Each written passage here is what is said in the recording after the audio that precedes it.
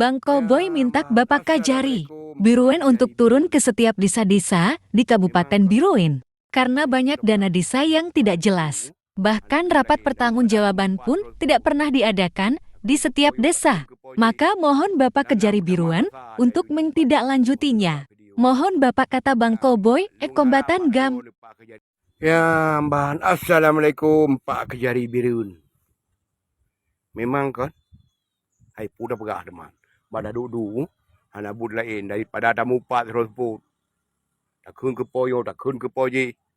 Dan nam damah dosa ada yuju kan. Oh dia abak video. Ya, Mbak. Lung harap Mbak Ro ni Pak Kejari Birun. Di Kabupaten Birun. Ada jut. Ubina kampung yang pehana sidi. Ni sidi mandum bah peng desa. Karena tu, hana tu, kalau ada pegah-pegah rapat. Pegah rapat lah kampung. Mesti pegah nyodit nak kami. Ya, mesti padi dansi, padi lebih. Hana ada depu. Ya, Mbak. Daripada tak mupat terus sepuluh daca tu. Lalu tak keng ke kero ni yang kengkon. Lebih good. Ya, Mbak. Nak bek daca ada mandum. Nyo tak pegah mana. Bek daca ada mandum. Bila nyo mati. Kan tu? Ada jut kampung di Kabupaten Birun. Ni sidik mandum bah-bah peng desa. Ya, Mbak. Bikana tu. Ikamu hana perle si berkenang urung ya penyara urung. Ikamu perle berjelas tagai. Bukan habis bubeh ke dia asai moho. Asai moho. Pupu ho peng yang kabi. Bubeh ke dia.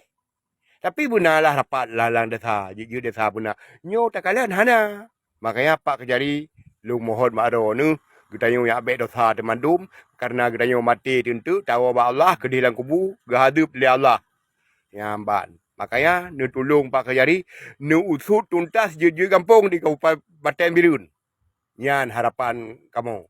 Ya beli kamu memupat pegah je.